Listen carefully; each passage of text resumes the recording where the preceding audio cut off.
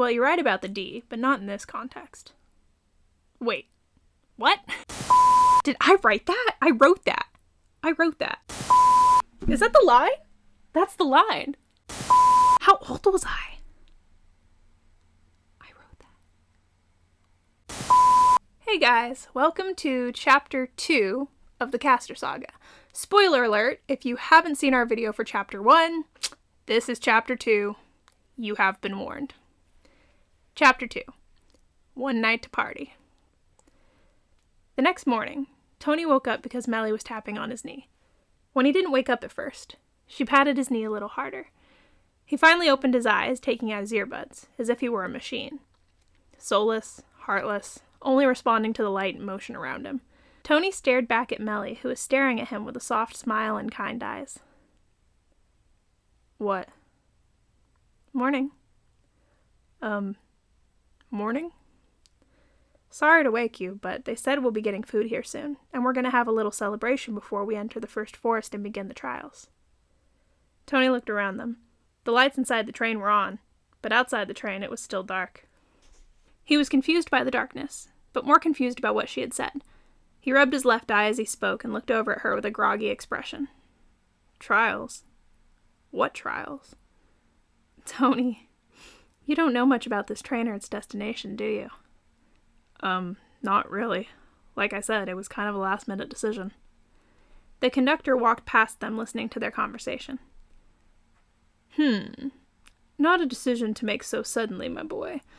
This is a dangerous ride you're on, and now that you're on, there's no getting off until we reach the end. Well, I suppose I'll have to figure it out as I go, then. The conductor walked away, and Meli handed Tony an old book.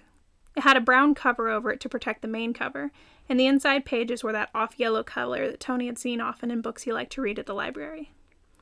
Here, Tony, read some of this. It'll help you to understand better what's going on. Meli, why are you helping me? Oh, I thought we were, or could be, friends. A boy across the aisle from Meli on the right side of the train leaned over and spoke to them.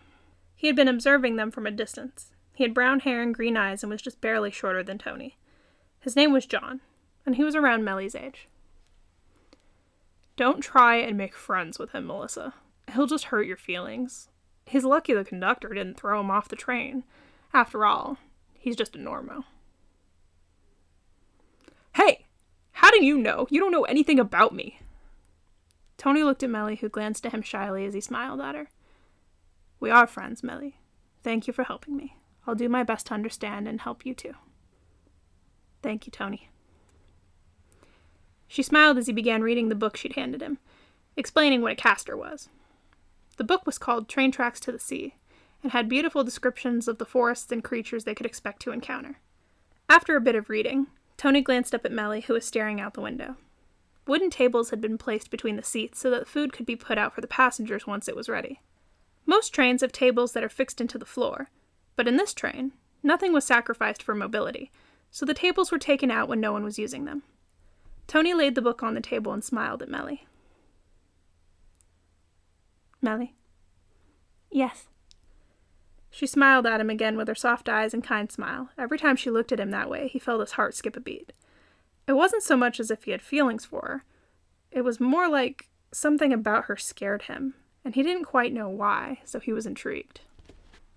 So, this book, it's factual, isn't it? It better be. I wrote it, silly. Really? Yes, and I'll have you know I did my research. He chuckled and picked up her book, then laying it down on top of her bag that was beside them on the table against the window. If you want to read more, you're welcome to. I may do so. Thank you. Meli looked out the window again, but Tony leaned on the table and tapped in front of her, trying to hold her attention. She looked at him and leaned in as he was leaning towards her. Yes? All that magic and stuff the book talks about. Is it real? Of course. Do you not believe in magic? Well, I suppose I do. I just haven't seen much of it. I believe in miracles, so magic is probably similar, isn't it? Well, sort of. Either way, you'll be a believer here soon, I'm sure. If you say so. Later, Tony picked up his guitar to play a little while everyone else ate. He ate a little bit, but he wasn't too hungry. The burn in his arm had ruined his appetite. Tony began to play and sing quietly to himself, but eventually he looked up and realized he'd drawn in an audience. The others smiled and watched as he played, and Meli stayed close to him and watched his fingers as they quickly ran up and down the neck of his guitar. Tony sang about the train, and everyone seemed to enjoy the song. Meli started singing along to the chorus with him, and Tony smiled as everyone else started joining in. And don't go riding on that long black train. John looked at Tony and kind of gave him a smirk when he stopped playing and everyone clapped. I don't like admitting when I'm wrong, but maybe you're a little bit like us. Kind of a show-off, but we all know someone like that. Tony nodded in acknowledgement, then looked at Meli with a smile. I didn't know you could sing. I can. I like when you sing, Tony. Thanks. Do you like to sing? Oh, absolutely. It's my coping mechanism for stress. Singing puts me at ease when I'm nervous. Are you nervous right now? No. Your voice seems to have a similar effect. Tony smiled as she said that. He was happy that he could help her feel better. Yesterday had probably been just as scary for her as it had been for him, so he was glad he could help. That's probably the best compliment I've ever been given. Meli blushed and sat across from him, quietly staring over towards the window, but then someone walked up to them. A girl named Rose came over from where John was sitting and sat beside Tony. She had long, straight blonde hair and a very spunky attitude as she plopped onto Tony's seat. What did you say your name was? Anthony. You can call me Tony.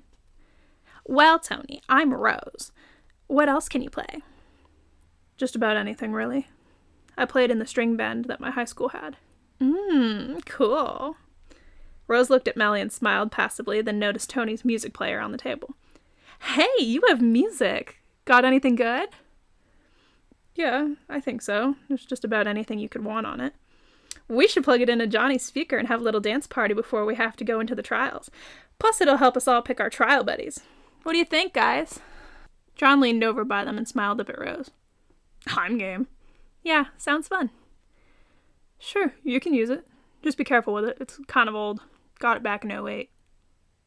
Of course. Just one question, though. Everyone looked at him as he smirked kind of sheepishly. Why is it still dark outside? I don't have my phone, so I don't really know what time it is. Did I sleep all day, or is it still night? They all laughed, amused by his ignorance, and Meli leaned over, touching his hand on the table. We won't see daylight until we get to the first forest.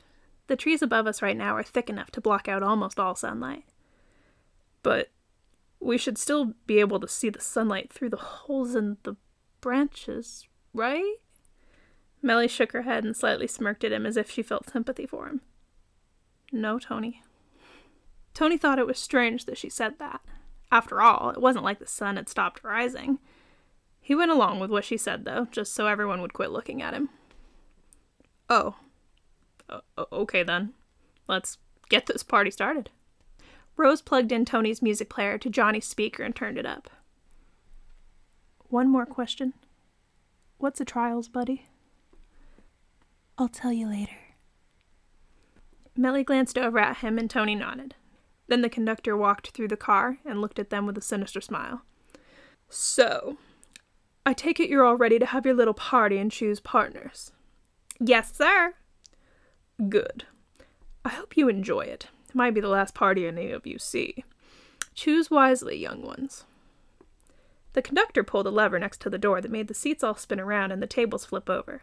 Colorful lights started flashing around on the ceiling, and the music started playing loudly, as Rose looked at Tony with a flirtatious smile. Great song. Good taste and cute, too. I think I found my trials, buddy. She turned around and started dancing around with a few other girls. The rock song had a lot of guitar and heavy drums. Tony laughed and looked at Meli as she smiled. What about this kind of music? Huh? Oh, before, we were singing a country song. You like any rock and roll? Oh, yes, I do. Very much, actually. Meli looked at Tony as his attention went from Rose to her. Meli looked kind of anxious, so Tony came over and sat beside her to talk since the music was so loud. Hey, you okay? Yeah, Meli didn't finish her sentence, but Tony nudged her to tell him. Just what? Meli glanced at Rose and her friends as they danced, then back at Tony. He saw she was looking at Rose and raised an eyebrow as he motioned towards her. Don't like her? Meli shyly smiled and kind of shook her head. Why not? It's not that I don't like her, I just don't get her.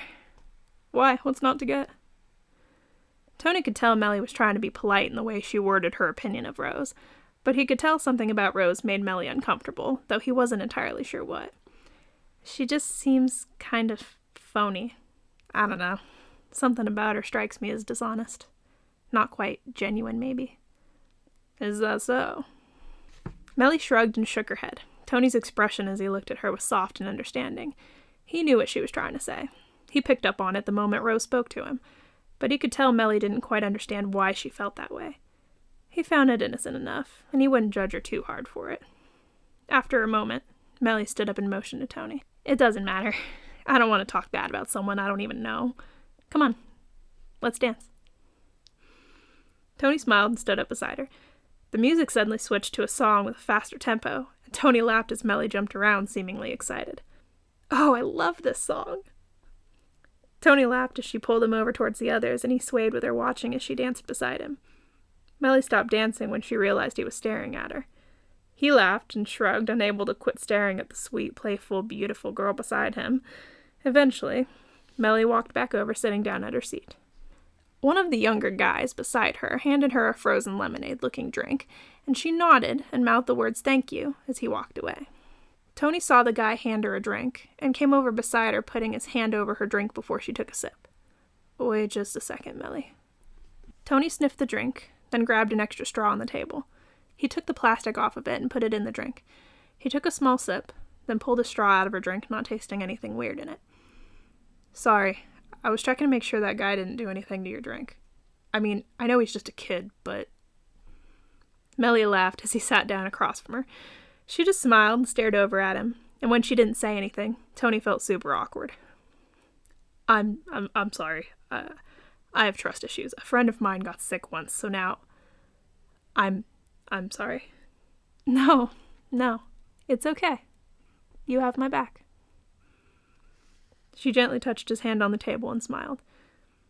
Thank you, Tony. I would have never even thought about that, so thank you. I appreciate it. He nodded and smiled, relieved that she didn't think he was weird. Around an hour later, everyone was passed out, laying on the seats all different directions. Tony and Meli were awake, though. Meli would blow up a balloon, then Tony would throw a dart at it, popping it as she threw it in the air. The others didn't even notice them. They both had on big party top hats, like you'd see on New Year's Eve. They weren't high or drunk or anything, but they did have that kind of adrenaline buzz that everyone seems to have after a big party. Tony smiled at Meli as she pulled the tinsel-covered hat off her head. He did the same, and came over beside her. Well, I'd say they had fun. Meli kind of laughed as the people at the front of the car slid off their seat onto the floor. Tony reached over, unplugging his music player from the speaker, then putting it in his pocket. He leaned over by Meli, noticing she was staring at the others around them. You're not really a party kind of girl, are you? No. I mean, I could be, but I'm not. I like a more laid-back environment. Pretty chill, you know? Yeah, I do. I'm the same. Meli stood up and walked over, pulling a streamer off the window. All the energy in here is giving me a headache, like a secondhand hangover or something. You want to go get some fresh air with me? Sure, but where?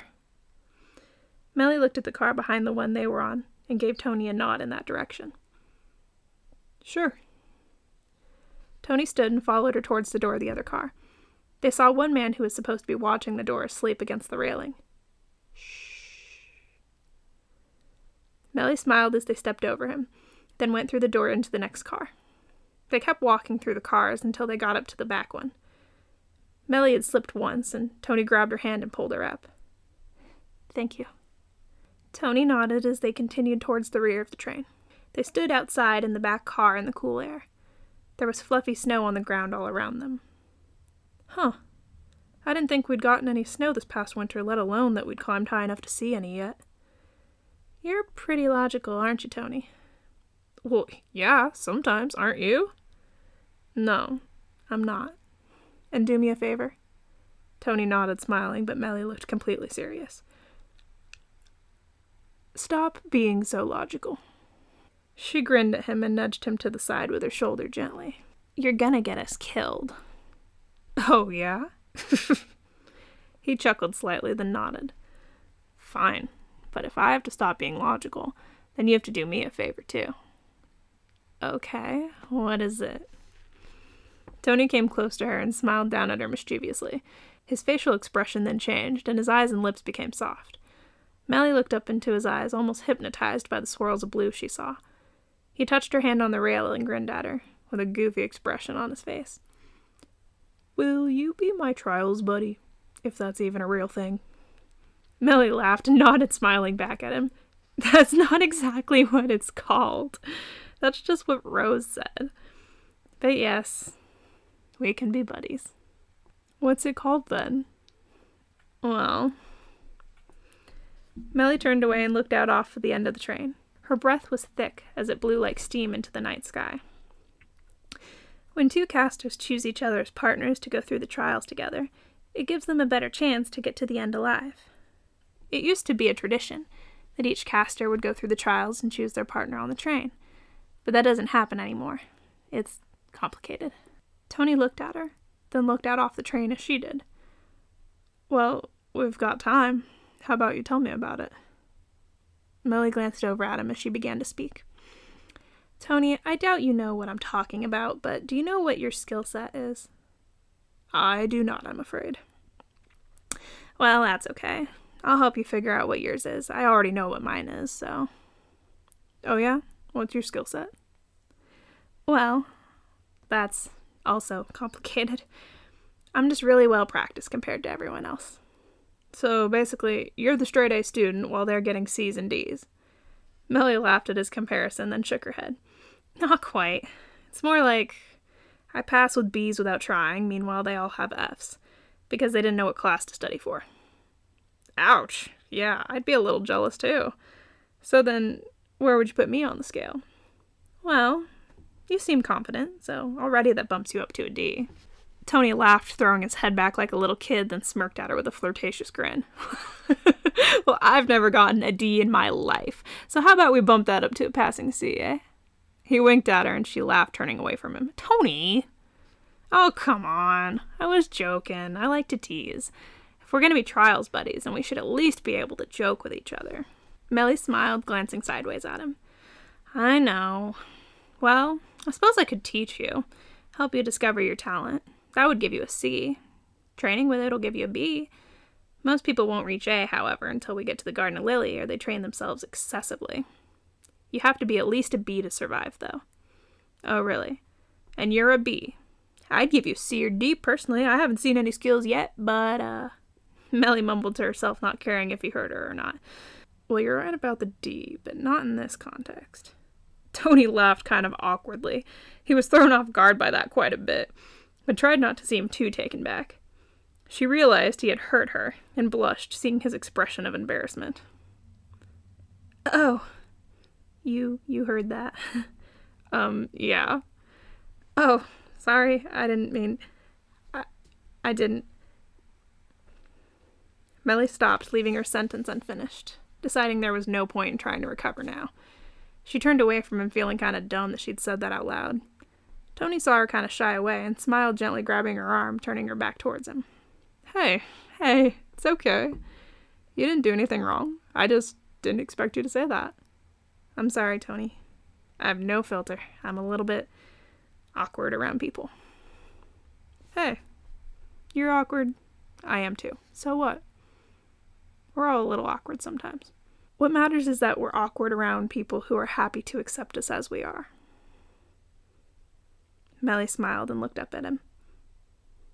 Thank you, Tony. That's very sweet of you to say. Do you feel better? I do, actually. Thank you. My friend Lily used to say that to me when we were in high school. It always made me feel better, too.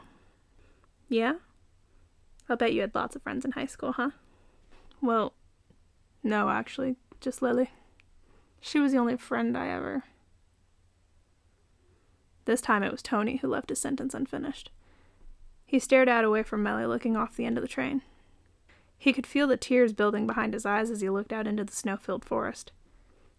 The steam from the train just bellowed off the roof down across the snow behind them. The tracks were the only thing not covered in several layers of white fluff. Tony sniffed a little and looked at her kindly. He wanted to change the subject, but before he could, she spoke. "Tony? Did something happen to your friend?" He cleared his throat and spoke in a fairly croaky voice. "Yeah, I'd rather not talk about it." "I'm sorry. You were trying to make me feel better and made yourself sad." Meli paused a moment, then gently touched his hand as he hung onto the rail. He didn't even turn his head. He just glanced in her direction. Her kind expression put him at ease, and it made his heart hurt a little bit less. "Tony, I won't think less of you for being sad. Everyone gets sad now and then. But what's important is that you remember the good times you've had instead of the bad." Tony sighed as he ran his fingers through his hair and turned around, leaning back against the railing. He smiled, feeling his heart get a little lighter as he looked down at Meli, who was looking up at him kindly. You sound just like Lily. She was always trying to cheer me up and make me see the positive side of things." "Thank you, Melissa." "I'm glad I could make you smile." She paused a moment, then looked off the end of the train as he turned facing her. "You know it always makes me smile." Tony had his kind smile back as he watched her trying to make him feel better. She was so cute the way her nose scrunched up when she laughed, the way her eyes seemed to reflect the white snow. He'd never been a fan of blue eyes before, even though his were blue. His friend Lily had brown eyes, and he'd always thought she had the most beautiful eyes he'd ever seen. But Meli's eyes changed from blue to green, then back again, and they had now taken that spot in his mind. "What?" Meli giggled a little, then took a deep breath and blew her hot breath into the cold air, steaming up her entire face as her breath blew off the back of the train. Tony laughed and watched her a moment as she spun around in the steam of her breath. "You're right, Meli. No one can be sad when they have fog coming out of their mouth and nose. Thank you for making me smile." "You're welcome. Luckily, it is one of many skills of mine." "What are your skills, Meli?" Meli smiled and looked out at the sky. She sighed and replied in a slightly sarcastic tone of voice, as if she didn't care to talk about what she was really good at. "Coming up with witty remarks, being sassy, and sticking it to the man." Tony laughed and rolled his eyes. She was a feisty one, that was for sure. "Really? Sticking it to the man, huh?" "Rule number 2. Never bow to he who calls himself your superior. Rebel at all costs, or sacrifice your will and spirit." "Psh! You've got spirit for sure. And you're not wrong. But I've never heard it said as such a matter-of-fact way before." "I don't mess around. And I don't like being told what to do." She leaned over beside him, and he leaned towards her as she spoke slightly quieter beside his ear. "You might want to keep that in mind, partner." She winked at him in a flirtatious manner, and Tony scoffed, looking deeply into her eyes. They were fixed on him in an unnatural way. It slightly scared him, but also excited him.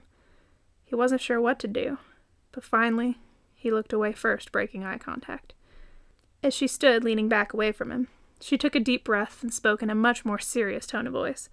She wasn't playing with him anymore. And although he enjoyed it, he did want to know what magic she was capable of, aside from getting in his head and making him feel like a fool. "That being said, if you're talking about my magical skills, I'll probably tell you about those later. Once we figure out what your skills are, then I'll tell you mine. Unless we need them before then, of course. Let's just say I'm magical for now." Tony chuckled and nodded his head in agreement. "All right, fair enough. You're magical. I can confirm that." They stood there looking off the edge of the train as Meli climbed up off the railing. There were a couple of bars of railing, and she was standing on the second bar. "I love it back here. I want to fly." Meli climbed up one more rail higher and put her arms out like wings. By now, she was in serious danger of possibly falling, and it made Tony a little nervous. The long black train flew down the tracks at insane speeds, making it even more dangerous for Meli to be up standing on the railing like she was. What do you think, Tony? You think I could fly? I suppose it could be possible. You are pretty magical after all. But, maybe another night, huh, Meli? Yeah. Not enough wind to fly right now. Maybe I'll fly later. She got down off the railing and smiled at him. We should probably get some sleep. We'll need our strength in the morning. What do you mean, morning? I haven't even seen daylight since we've been on the train. Meli paused, looking back at Tony as she opened the door to the car. We're approaching the first forest, Tony. Oh, goodness. Goodness is right. Come on, partner. Tony smiled, following her as they went back up to the main car and took their seats, resting their eyes as long as they could. Soon, though, they'd reach the first forest, and while the first would be calm and easygoing, the second one would yank anyone off the train who didn't belong there, and that's when it would get dangerous. Dun, dun, dun! Anyways, that is the end of Chapter 2. Thank you all for watching. If you haven't already, subscribe below, hit that notification bell so you'll get the notifications when I post more videos. Chapter 3 is on its way. Thank you guys for listening, and until next time, love you very much. Bye.